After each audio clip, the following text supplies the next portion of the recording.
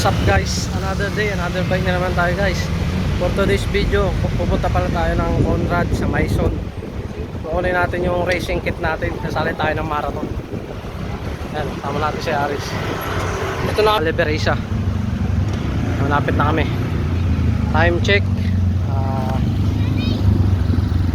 5:20 na. Late na tayo. Sana umabot pa sa pagkuha ng ng kit.